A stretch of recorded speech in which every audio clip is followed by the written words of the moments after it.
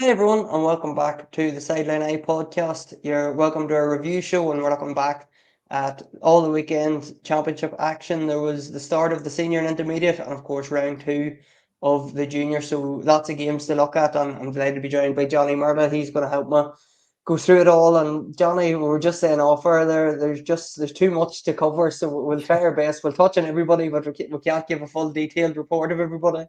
Yeah, massive weekend, a massive amount of games, and a good few upsets. It has to be said. So we're off to a roaring start in the Armagh Championship across all boards.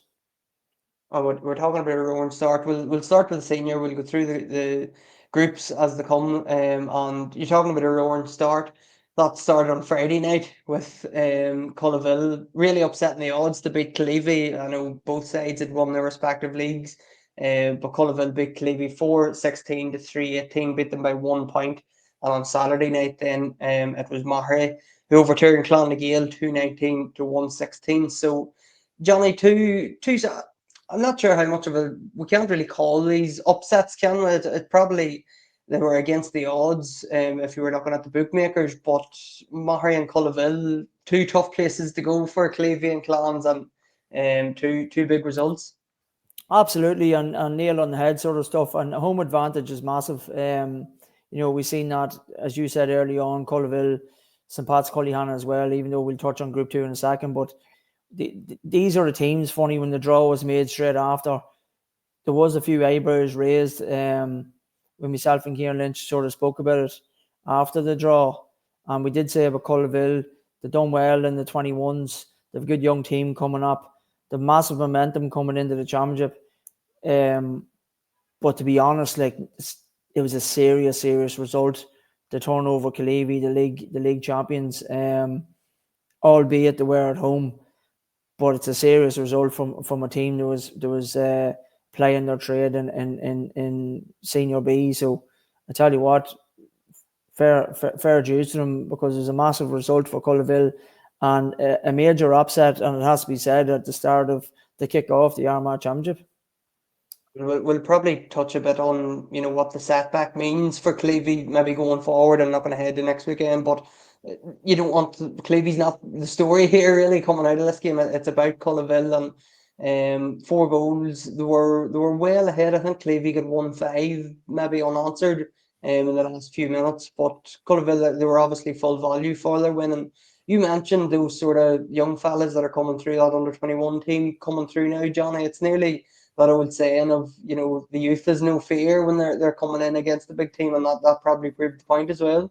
Yeah, and they lost. There's no doubt about it. They probably lost what arguably would have been Quinn, would have been one of the best attackers up there, and certain people in the area were sort of saying, what are they going to do without a man like that? And he's actually playing extremely well in County Loud, So for them to just basically say, shrug their shoulders at it and say, well, we don't really care. Hey, we're going to plow on here anyway. And that's what them young boys is doing. They've no fear.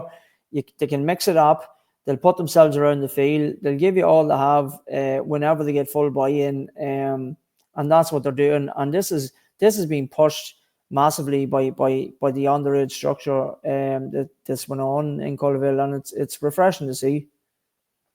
And for Clevey, like coming into the league campaign, I suppose, or sorry, the championship campaign, having won the league, with probably a target on their back slightly, Johnny. Like I suppose with the group stages, you just have to take it game by game, and there's always a game next week, really. So how big of a setback will that be for Clevey, do you think, going forward?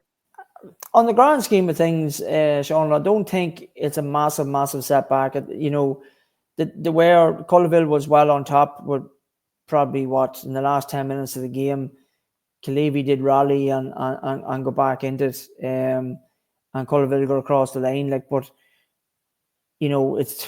Clevey did win the league, and they probably enjoyed themselves for a couple of nights. I'd imagine I think maybe the first time they ever won the league. So it was a massive thing for Stevie to get them over the line and that. It's not panic stations yet. Look it's the first game they've lost away from home. They'll be targeting the home game, and they'll be targeting the next one. So they've plenty of time to rally. And one thing of this championship, it does give you a lot of chances. So, and the flip side of that, if you don't finish in pole position, well, then you could take out a big scalp in one of the playoff games, and that's sort of the way it's going to roll, you know. So it's going to leave it very entertaining for the likes of guys like me and you and spectators viewing it, because there's going to be mouth-watering contests coming down the line here. And I suppose we're speaking about Cullaville, Johnny, and the fact that, this young team coming up with no fear. Maher's the opposite there. They're the old dog for the hard road, really, and Clowns going to Maher on the opening night was always going to be tough, and Maher come away with the win in the end. Yeah, but look at it's another team that we flagged as a potential dark horse after the draw. Like, Maori's got the caliber. They know how to win championships. Stefan Falker was exhibition stuff the other night, kicking 2-pointers. So they do have county men, albeit they were missing one or two, but they still have big stature of men, old school, know how to play a ball, can mix it up. You not intimidate them, and albeit Clans was going down in there with a couple of major injuries as well, and missing a couple of players, like the exciting Callum O'Neill that we've seen in championships was out, and it hasn't been a good year for them, to be honest. They've rallied at different times, but they haven't lived up to the billings, unfortunately, for Clonagale, and it's a bit of a regrouping. And do you know what? For me, I expected Maori to be rubbing their hands at them coming down, so especially down in there. So you have to tip your hat to Maori. It was a serious performance, and look, they went about their business very nicely. They won the game by 6 points, I think it was, in the end. So 219 is brave pegging for Maori, and it's leaving that group very, very tasty there. It's a group that was targeted at the start. We probably looked at two groups there after the draw and said that these were the two that we felt was going to be exciting, and there we are. That's the first weekend, and the two of them's lived up to the billings already. So it's a good start. Yeah, Group 1 was the cliched group of death. Group 2 as well, fairly Yeah. strong. Johnny, and we'll look at it. We had Cullyhanna beating Madden by 1 point, 113 to 15 on Friday night, and Sunday evening then Mullabone put up a big score, 419 against Pearse Oaks, 313. We'll start with Cullyhanna, Johnny, and again, a bit like Cullivan and Maher, I'm not sure it's fair to call this, a massive upset, because we all know the potential Cullyhanna have, albeit they won this game without Jason Duffy and Keown Reeve, and Madden were out Dar McMullen, but I think Cullyhanna led for most of the game. Madden were always in touch, come back, they got ahead with a couple of minutes left, and Cullyhanna got the last 2 points. Ross McQuillan, who was superb on the night, along with Kieran McCooey. So a big win for Cullyhanna, and a big message sent out too, Johnny, that they've taken out one of the big dogs. Absolutely massive statement of content there by Cullyhanna. They would have loved the fact that Madden was in the conversation, for what, probably, let's be realistic, top four, maybe, to have a crack at a championship, being around the semi-final stages. And Cullyhanna, to be honest, Cullyhanna wouldn't have liked it, and they were dead right. Madden was coming down into Cullyhanna, and you're never going to get in soft down there. And it's funny. I'll be friendly with a couple of Madden lads, and I says you have to get a wee bit of steel into your game. That's the only thing that I feel that they're missing, is a wee bit more steel. That they've really impressed on their heart at different times, but they still need a wee bit more steel for me.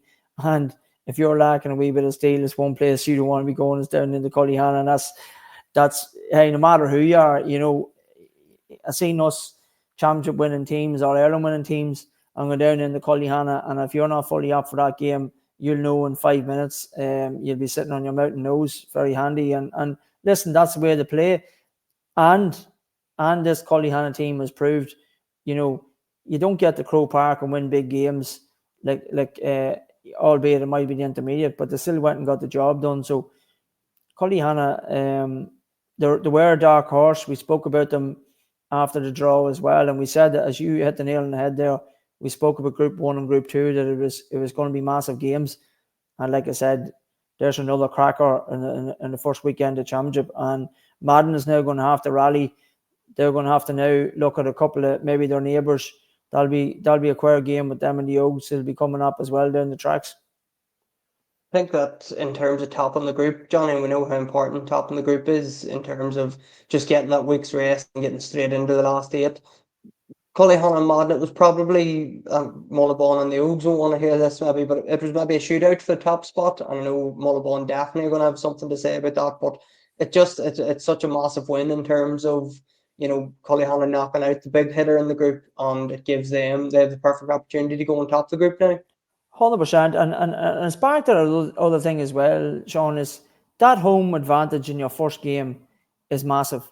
Like if you have a team that's getting 2 home games and only 1 away, these are the teams that can throw up a massive upset. And we've seen it across the board here. We'll get into it as we get down into intermediate, especially intermediate. It was dogged, and that's exactly what it was, and Mullaban, for me, I wouldn't say a straight shootout now, to be honest. I was very impressed actually with Armagh TV done Harps and Mullaban down there for the last game of the league. And I tell you what, it was a serious game of football. It was played at a serious pace. Both teams were impressive. For Harps, I was very impressed with them. But Mullaban missed the right few opportunities that night. But they never give up and they rallied. And they're a wee bit like Culleville. They're a young team. And they played exciting enough brand of football. And albeit a couple of other guys in different areas, like the goalkeeper and those scattered among the field. But they're very big round the middle. The cost cross a couple of major upsets. I was at the 2 games they played cross in the league. So a straight shootout, maybe a lot of people would think, but I wouldn't be just sold on it yet. Like, they're going to get home advantage in one of these games as well. And like it seems to be massive at the moment, especially in championship football. Yeah, we'll just touch on Mullabone then. Obviously, they beat the Oaks on Sunday evening, and you mentioned a few names there, Johnny, and there's probably a few names for Mullabone that they're not household names. The likes of Joe McCann was brilliant against the Oaks. I think he got 7 points. Park Mackin from wing back was very good. Martin McKinley, the cornerback, very good. You have Shay Loy up there, got the first hat trick of the senior championship, not the first hat trick of the championship. We'll touch on No. that later, but. He got a hat trick of goals. Tiernan Murphy got a goal. You had a couple of really standout performers. Decky Lyatt centre half back, Owen McDonald back in there. Like Mullabone's gonna pose plenty of questions for the likes of Cullyhanna, Modden, and whoever else to meet in this championship. Yeah, and Oaks would be set up defensively enough, and also and the score. Jesus, the score there was 4-19. Again, and probably I'd imagine Duffy was probably playing a sweeper. When they would be defensive enough in that department, but to get in to score the likes of that, and that man you're talking about 3, I think he added 5 points to it as well. So 3-5 is some buildings in the senior championship game, the first one to kick off, their campaign. So it's a serious statement of content for me. And you mentioned a couple of guys there, the halfback. I was very impressed with him. Young Mackin, is it? Yeah, Park Yeah, Mackin. Porrick Mackin. I was very impressed with him down in Harps. Serious pace going forward. He was unlucky a couple of times. He got badly turned over, but you could see exactly what he was trying to do. And he was actually, I had him in the notebook.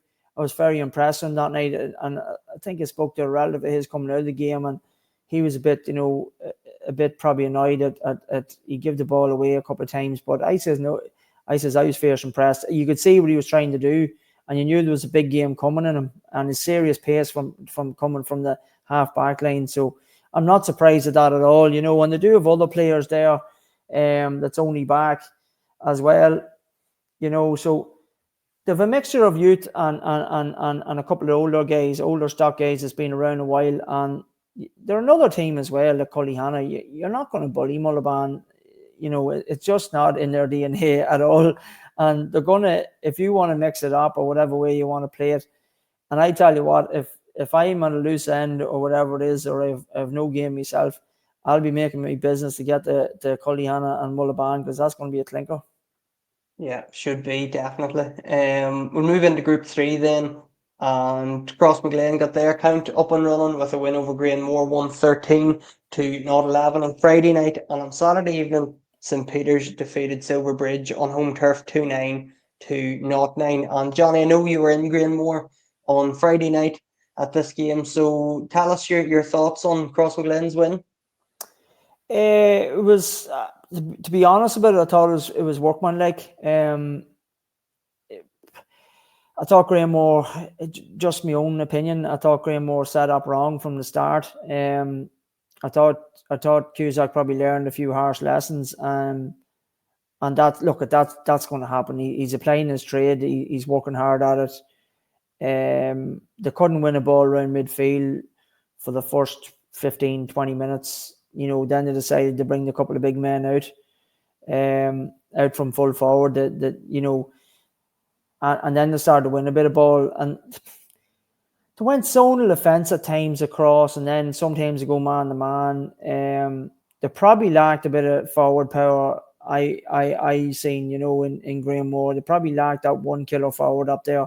Now, albeit Cross was without Rian O'Neill, Lachlan O'Neill, Callum Kumsky, 3 stalwarts, 3 big massive leaders. But the young lads for Cross was very impressive.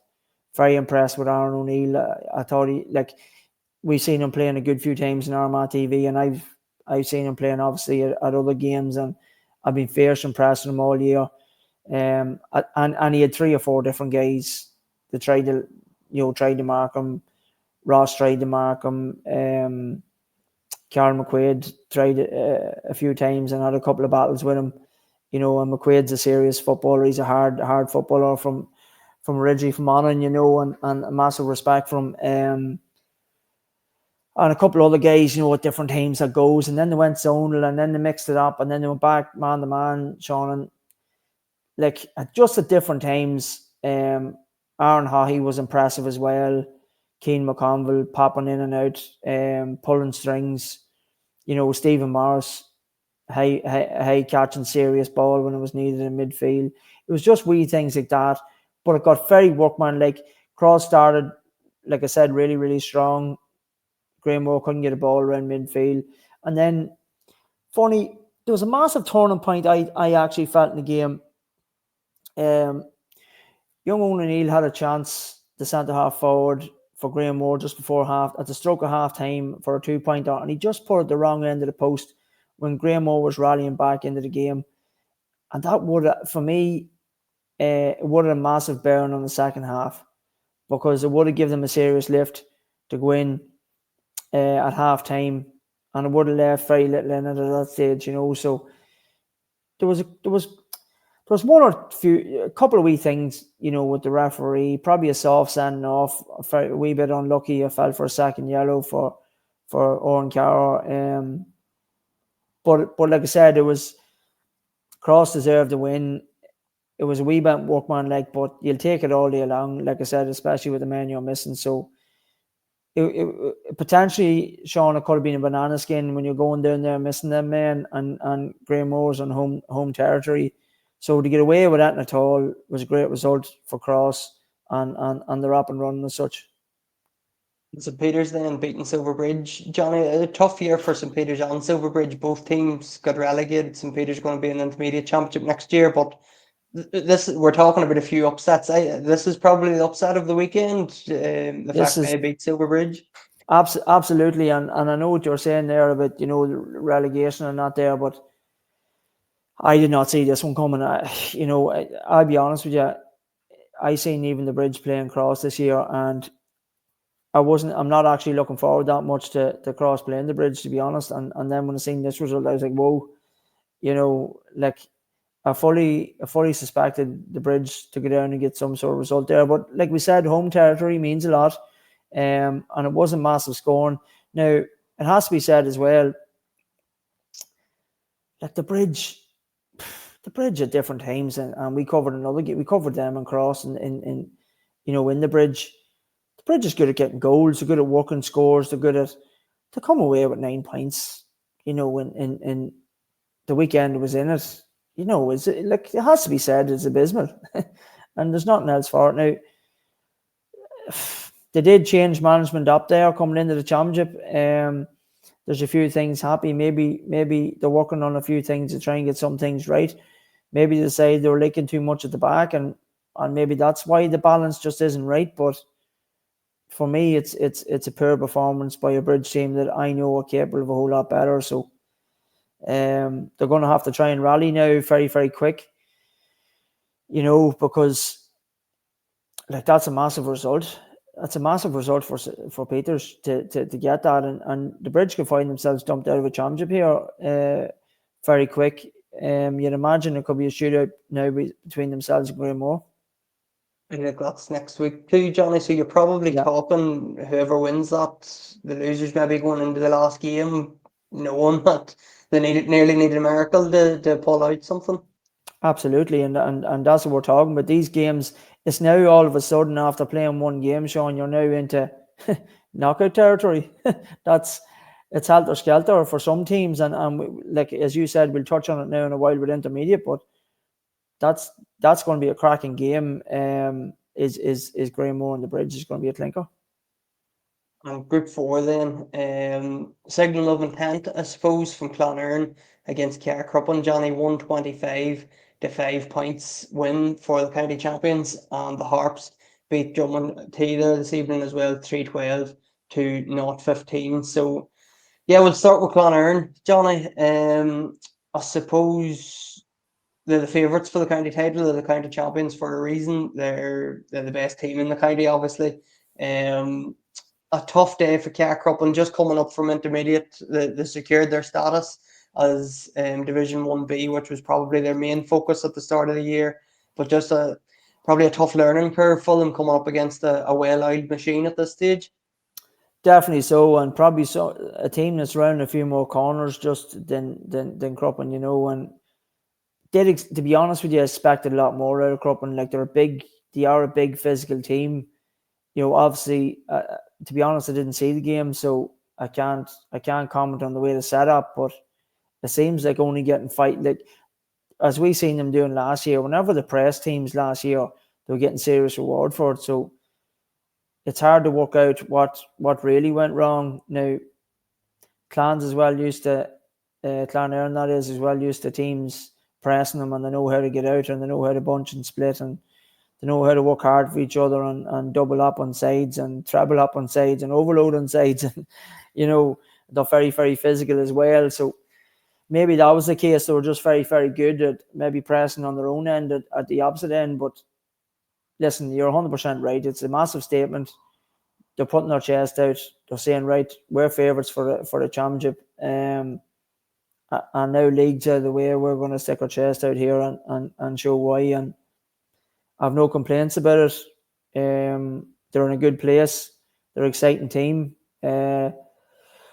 Probably would like to see. Oh, I'd like to get a look at Turbo now in a few games and see if he's really backed himself. I just 1-9 the day, Johnny. yeah, like that's what you want to see. To be honest with you, albeit I am from Cross, but I just felt that Connor that he wasn't just hitting the heights with Armagh this year. So it's good to see that he was carrying a bit of a knock at different times and just wasn't really getting up to full speed. So, but 1-9 in his first championship game for the club, he's sticking his chest out.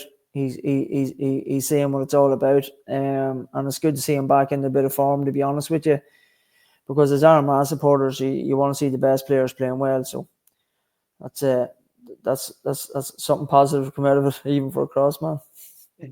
On the Harps, Johnny, I know both of us obviously didn't see this game. This game was the last game played along with the Oaks and Mullabon on Sunday evening. So we're just going on result 312 to 15 points. Up in Drummond, I suppose the Harps are coming away with the win and I'm happy with it. Yeah, well, Drummond T's been poor at different stages the year, and they are a lot of young players there as well. But like I said, but the Harps and Mullabon game in the league, I seen Harps a couple of times, and Pascal has them well enough set up. Joe McElroy made an awful difference when he was back in, even talking around the field.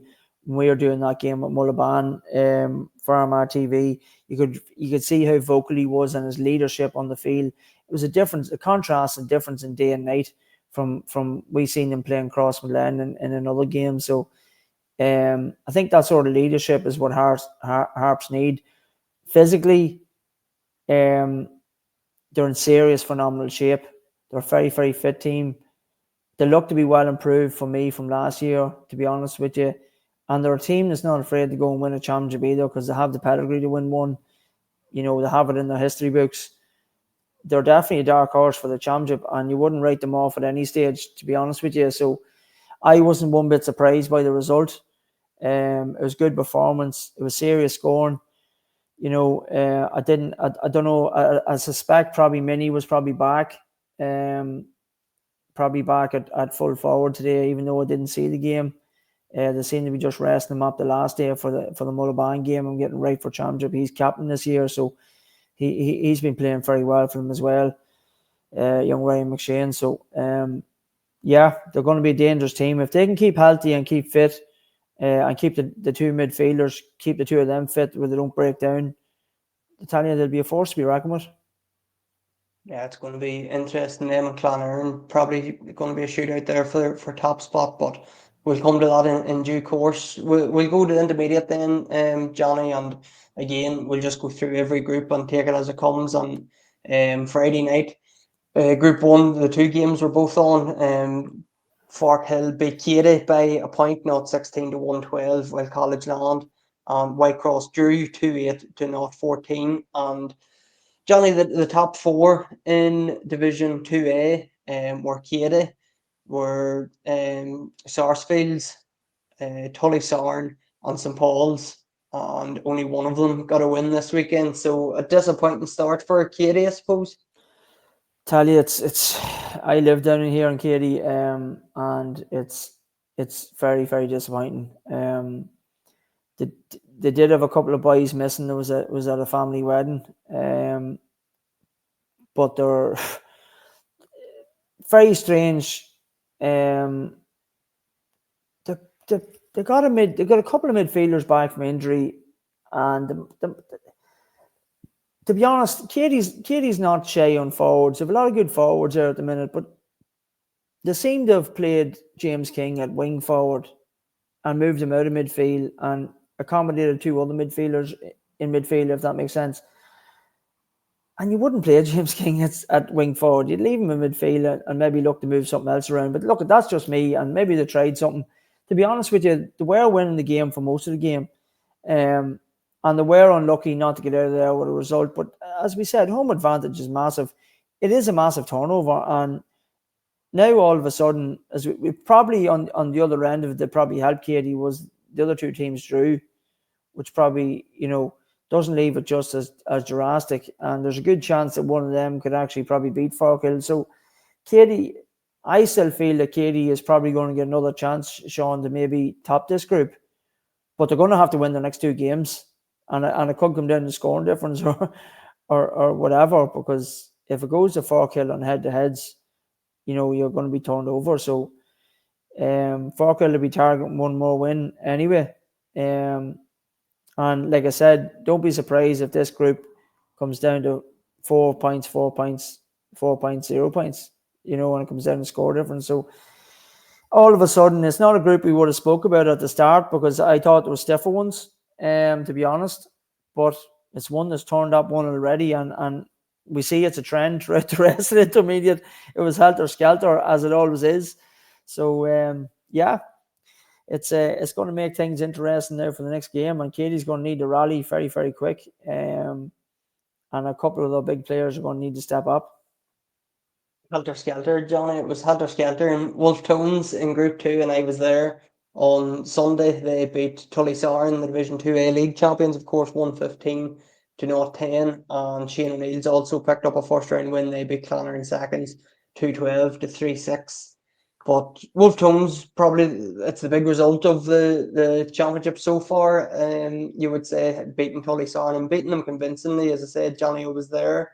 And Tully and just both teams were really, really up for it, really played well, played patient football, but a couple of 2-point threats as well.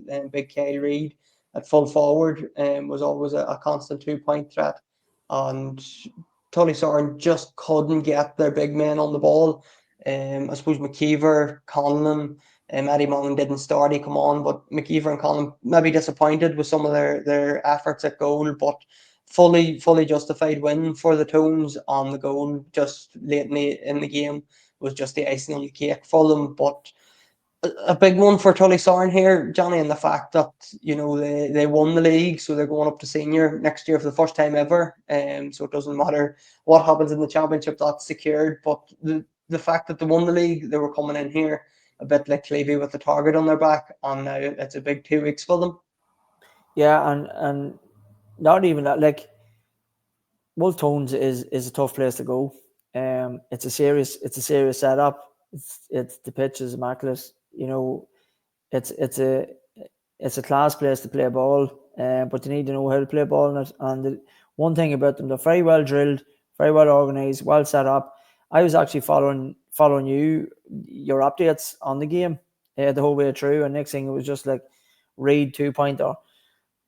Next thing, while Reid another 2-pointer, I was going, geez, like this man is just half a chance at all, and he seemed to be putting them over the bar, So, and they had them at arm's length for a lot of the game. It's a serious, impressive result, like 8-point win again the league champions. That's a statement on its own, and it's home venue, and it was comfortable. They went about their business very, very well. And funny, you actually, it's a team I remember you flagging last year. Was the Tones at different times, and said you were first impressed with them last year. And you're right, like they're up and roaring straight away, bang, great start, and they're a team. They're a team that'd be very dangerous to meet later on in the intermediate championship, and they're a team that could take a lot of teams. They could take a massive scalp later on when it comes to knockout. So they're up and going, great result. And now, like we keep saying, it's getting a wee bit of a boring at this stage, but Tullysorn's now they're going to need to rally, and they're going to need to target a game very, very quick. Or else what's going to happen down the tracks here, Sean, is there's two maybe championship contenders going to meet each other in a quarter final, and that's what's going to happen the way this group's panning out. There's going to be serious games coming early on, which is going to make for good viewing. But yeah, well done to everybody in the Tones. Is a serious result. That leads us into Group 3, Johnny, and again, the Division 2B teams beat the Division 2A teams. Moore got the ball rolling. On Friday night, they beat Balik 215 to 113, while the Grange beat St Paul's 322 to 319. And unfortunately, I didn't get to that game, and I didn't see it on Armagh TV, but looked like an absolute cracker, the Grange and St Paul's. And both 2B teams getting the win over 2A. Johnny, like that group is just that's really up in the air now. That's we were talking about just before the thing when we seen intermediate was helter skelter, and that's what it was. Massive result. But that's what Grange has in their locker. They've serious ballers that's fit to kick serious scores. I seen it last year myself when Shane's was playing them albeit the first round of the league, and the guys were just pinging points from everywhere, and that's what they have. Like 322 is serious kicking. Serious kicking, and probably that's one to actually we actually missed Shane's, the Shane's and Clonairon seconds actually in the last segment, which is a good result for them. So yeah, look at St Paul's. I would have felt probably would have been favourites for this game. They probably would have, but home advantage for Grange has obviously got them turned over. That's going to be interesting games coming down the line there as well. Blake's going to have to try and rally there after their result with Organic Moore. Was a good game there as well. So there's going to be that Group 3 is going to be massive. If we could try and get some of them games, or even try and see some of them, even group games. To be honest with you, you sort of want to see knockout games, and now all of a sudden you're looking at some of these groups, especially intermediate, and like we said there in one or two of the senior ones, your second or third game now is going to be knockout to stay in the championship, or you could risk being the last team and you're going to be out. Never mind a playoff. That's how tight some of these groups is going to get, and it is good and refreshing to see. It's good for the viewers. It's good for everybody. So, but you have to tip your hat to the home teams as massive results. Group 4, Johnny, I let you take over here. I'll not say too much. Ballymac beat here no 121 to 6 points, on Sarsfield's nicked a 1 point win away to Derrynoost, 20 to to 116. And as I say, I let you take over. You work away here. I let you say whatever Yeah, you want. yeah, yeah. Well, we'll give you a wee bit in the day for a while, anyway, Mr. Casey. But yeah, look, it's what can you say really about the NAB? They went about their business very well. Did a couple of funny decision results in the league. Obviously, listen, they're a championship team. Everybody knew what they were going to target. They're going to be targeting an intermediate championship, and they've went about it the right way. They've sent out a massive statement there, albeit, Tiernan Nug missing a couple of players. Oisin Conaghy was in America, didn't come home for it. I don't think it would have mattered. I think the NAB, I think he might be missing Rory Wise. Yeah, he hasn't played yet. Yeah. So imagine a man like that who arguably this year early on Armagh only had a bit of an injury.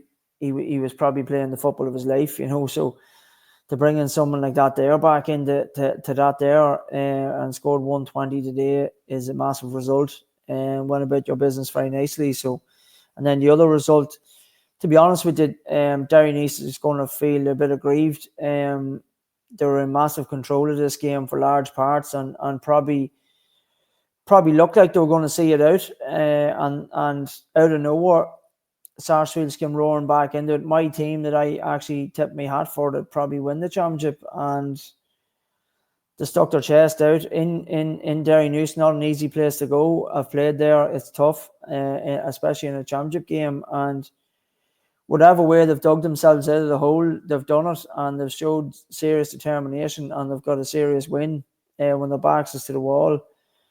So it's a massive result for them, and I tell you what, it's going to be a serious cracking game now, lining up down the tracks with yourselves and Sarsfield. So hopefully that will be on Armagh TV.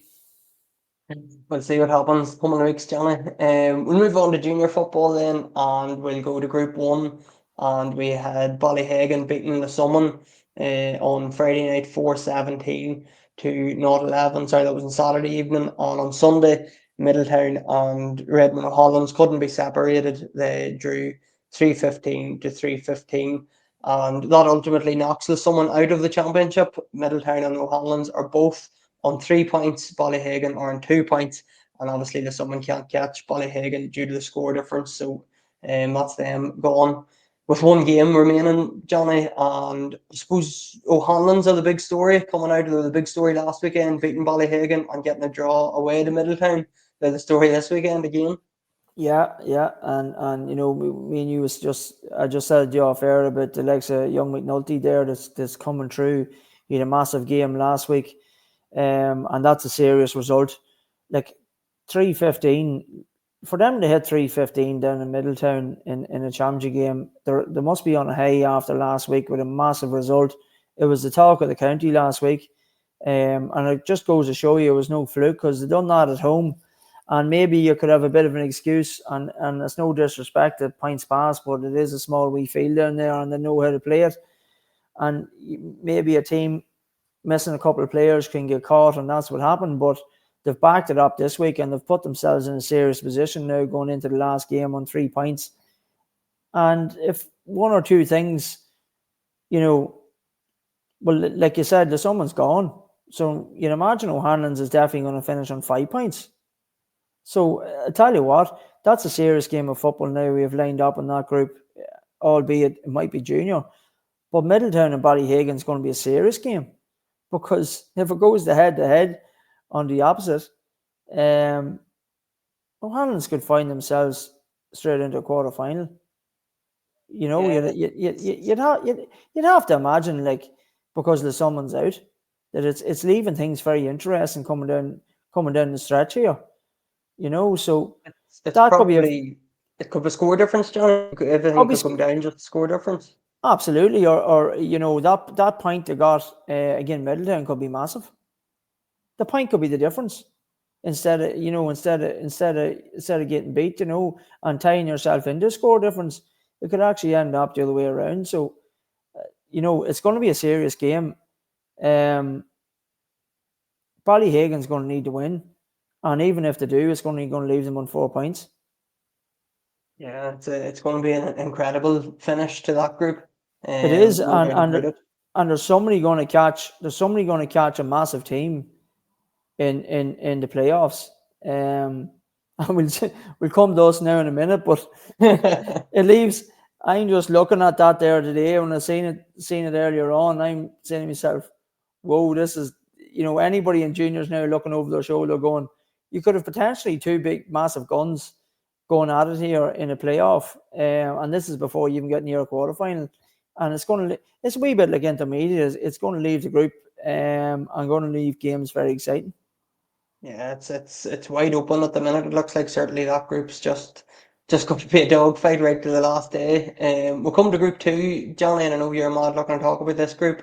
Thomas Yeah. Davis beat Clevie seconds 220 to 110 on cross seconds. Beat Murtagh 218 to 1-5, and a bit like myself when it comes to the intermediate, Johnny, maybe you don't want to say too much, but it looks like it's going to be a shootout between yourselves and Thomas Davis for that top spot. Yeah, it is. It's going to be a shootout. I tell you what, Grinchgo's been very impressive. They've won a bit of their business very nicely. They've double scores there on Kalevi. We had a serious tough game with them last week, and I have no problem saying it. We were very lucky to get out. We were 7 points down at half time, and we rallied in the second half and managed to get over the line. Crawled over, to be honest with you. And we weren't that impressive either yesterday evening. So, for me, Grinchgo is probably going in there as favourites now in their game next week, and we're going to have to shoulders to the wheel. We're going to have to try and rally. We're going to have to try and up our performance because it hasn't been good enough at the minute, and that's me calling a spade a spade. A spade. So I tell you, it's going to be serious battle up and cross next week to see who's going to go into that quarter final. And just like I said to you a second ago with that other group, it's leaving things very interesting because you don't want to run the risk of messing up an opportunity to get into a quarter final, and then next thing, all of a sudden, you could find yourself dumped out of a championship very early on in a knockout game in a playoff, and that's what's going to happen here because somebody has to get turned over, and you know the certain teams that was in the conversation that we said at the start of the campaign. There's some of them now fighting already to try and get results. And we're one of them. We've took a bit of a blow there with Jack Crummy getting a bit of an injury there, and he was a massive miss for us there. Listen, there's no disrespect to Murtagh, but obviously we have stiffer tests coming down the line, and next week is one of them. So we'll be hopeful. Maybe we'll try and get one or two back and see what happens, Sean. But listen, it's leaving the group. It's leaving this group game now with ourselves and there's someone going to be a shootout for the quarter final, and it's going to be a good game. It's going to be entertaining. Both teams are going to go at it and see who comes out on top. It's going to be the same in Group 3, it looks like, Johnny, too, because Portmore, they got a 4-13 to 1-6 win over Darcy, while Arrow defeated Newtown 1-16 to 0-12. So it's coming down the last day, too. Portmore on Arrow looking to top the group, on Newtown and Darcy fighting to survive. I suppose Portmore, maybe they got through last week against Newtown. I know Armagh TV covered that game and I was tuning in. And Portmore, they just got through it. A goal late in the game was very crucial for them, but they were comfortable this weekend. And they hit 4 goals. They actually hit the crossbar 4 times in the second half as well. So they got out a few more goals, but good wins for both Portmore and Rogue in that group. Yeah, and look, to be honest, like ourselves, like they're probably they're probably in the easier end of scale of things, and you see some of the draws, and they're probably in a decent enough group. Albeit last week they did get a major scare, but Portmore, they probably just had that game, and then maybe went up there taking a wee bit for granted and had the rally later on, but there's a major scoring spree there by them there the weekend. 4 goals, and as you said, hit the post or crossbar 4 times as well. So we've seen it in them, and albeit missing Justy Kearns, we've seen them being an extremely dangerous team. Big John McLaughlin in midfield, it's very hard to keep the ball away from them, no matter what you try and do. And when they're getting that primary possession and coming at you at space, at loads of pace, they're very, very hard to deal with. They're one of the teams that's favourites for this championship, and that's the way they've gone about it now. Now, in fairness, Shamie O'Callaghan's over Éire Óg, and he used to manage Newtown as well, so he would have knew Newtown inside out. And it's a great result for Shamie. He had them set up well, to win by 7 or 8 points. 8 points, I think it was. The turnover Newtown. It's a good result for him. And now, one thing about, I think maybe Éire Óg got a serious crack, maybe off Portmore in the league as well. And I think that could be a serious game. And then the other one, as you said, a shootout, a good derby game between Darcy and Newtown. They would have amalgamated and would have players going to the same schools and all at different times as well. So they know each other very well, and that's going to be a serious game to see who stays in the championship on that end of things, Sean. In Group 4, then, Johnny, before we wrap up, just the 16 goals in this group in 2 games this week. 9 of them coming from Clonmore. They beat Killian 9-23 to 6 points, and Clady beat St. Peter's Seconds 4-10 to 3-7. And I was in St. Peter's earlier on, Johnny, watching the Clady game. Really enjoyable game. Clady just probably had them at arm's length. It was probably St. Peter's maybe edged the first half, and Claudia got a goal towards the end of the first half, put them ahead, and just had them at arm's length. But St. Peter's just battled back at a couple of goals. But the story was Liam Doyle getting 4-5. I think he finished with an impressive scoring from him, and then 9 goals, obviously, from Clonmore. They've put out 2 statement wins now, Johnny, that they could go the distance this season. Yeah, and my team that I tipped at the start of the year to probably win the junior, Clonmore, they've went about their business very, very nicely. Like another hat-trick as well. Like for a man that's playing a centre-half back, coming forward at serious pace. Like Clonmore is a very well set-up team. They're very well organised. I was fierce impressed with them when they played us in the last league game. Albeit we had a good result down there, but you could see they were still working on things. They're very good at setting themselves up. They're strong around the middle. Brendan Donaghy has been playing in around the middle, or he can even go to centre, drop off and letting Sean get up the field. So they're very impressive, and they're hitting massive scores. They're really sticking their chest out and saying, right, we wanna really tackle this intermediate. And they're the team to beat at the minute for me. The other game, Clady. Yeah, what can you say about St. Peter's, or sorry, St. Paul's Second, sorry. They run up through the middle. We play them down there. They go with a lot of pace from midfield. They have a couple of good defenders in there, strong. But they seem to just missing them 2 or 3 players, and it's very difficult for them, especially when you have some guys probably with the first team and maybe not down with the second team, and that doesn't leave things easy either, Sean. So, but for Clary to get a result like that, and for Doyle to hit what he hit is phenomenal. Like 4 or 5 in any game, no matter if it's junior, intermediate, or senior, is phenomenal bit of scoring. So. Like Clary did come out the last couple of years on a bad end of a couple of results, but they're going to take massive credit for that. And probably St. Paul's now is fighting. Is probably a fight out for themselves. Will you imagine they should be okay to progress to the knockout stages? And Killian, you'd imagine, will be gone from that there group, but St. Paul's, I still think they have something. They're still capable of taking, St. Peter's, St. Paul's, St. Peter's Seconds. I keep getting mixed up between them, but they're still capable of taking a massive team out.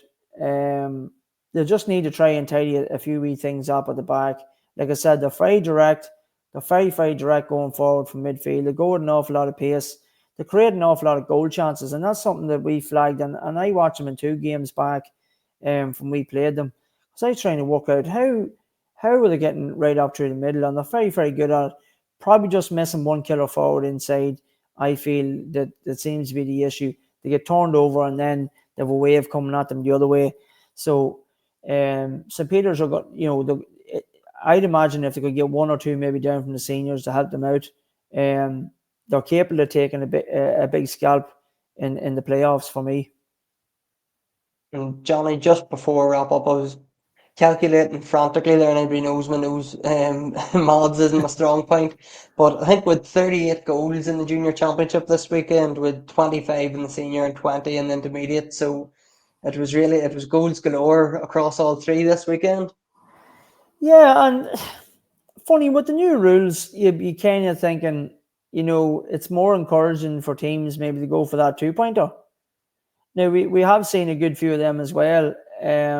Obviously with the likes of Stephen Falker and guys like that, serious ballers, been fit to hit a couple, stuff like that. But the goals has just been goal galore. It's very refreshing to see. And is it the fact that teams, have to leave that tree up and it's not leaving as many back, or is it counter-attacking football? Probably a stats man like yourself will have a serious look at it and sort of see, probably across the board. For example, the likes of yourselves, did you sort of find it was more like a counter-attacking thing, or did you find it was a difference in the extra men back that just would have some teams would have faced maybe the likes of last year and the year before? Yeah, I think it's the 2 pointers, Johnny, that like the game can just get away from you nearly so quickly because for the 2 pointers suddenly a couple of 2 pointers you're 6, 8, 10 points up with 4 or 5 shots, and similarly for teams coming back into it, it's trying to find that balance of where you're comfortable with your lead. If you're 12 points up, heading at half time, are you comfortable with that, or two pointers and suddenly it's game on again? So I think it's the 2 pointers have just opened it up, and then obviously with the extra space in defence, it's created that them goal chances too. And county teams like we've seen, I think the county at county level the goal rate was up, and that's the highest level. Club teams obviously aren't as well prepared or maybe as well structured, so there's going to be gaps there, and we'll probably see that later on in the championship when we come to the big field in athletic grounds too. We're going to see hopefully more goals and more 2 pointers, you'd imagine, and maybe a bit swinging a few yourself, Johnny. Yeah, we'll look at the help of God if we get that far. But yeah, I agree. I'm finding the same. It's for me the teams with a couple of 2 pointers, and the other team obviously knows the guys that can kick them. What's happening is they're pushing out that wee bit, and it's leaving that wee bit more space inside, so that ball can be popped. You can maybe throw a dummy solo or whatever and go into it yourself to create that runners, and then you've runners coming from all angles then after that. And yeah, I agree. But I think the most important thing is that the teams that do have the 2 pointers actually are the teams that's fit to get a whole rally of goals as well, because they're fit to do both. And the game at the minute's lending itself to that. So it is refreshing. It's good to watch. It's exciting. And we've seen, so look at there's the first weekend of intermediate and senior, and we've seen massive turnovers already. So what's to complain about? All's well in Armagh club football at the moment. Yeah, and it's only going to get better once we get it's coming into knockout territory. So that's all we have for this evening, folks. We're near an hour there. It takes us that long, and we probably didn't get through the half the stuff that we maybe should have. There's that many games on, but we'll be back hopefully on Thursday. We'll have another podcast. We'll look ahead to the big games that are coming up next weekend, and there's going to be a good few of them. Thanks very much to Johnny for coming on and discussing all the games. And just a quick thank you to Kieran Lynch and Michael Lavery too for helping me with my match reports for all the games this weekend. As I said, it's impossible to cover everything, so they've pulled me out of a hole and sent me in a few match reports from the games they're covering. But as I say, yeah, we'll be back on Thursday. We'll be looking ahead to everything. And Johnny, thanks very much for coming on. Great to hear from you. Yeah, and you're doing a serious job. Keep up the good work. It's highly impressive. So anytime, it's great. It's great to be on. Thanks. Good stuff, Johnny. Thank you.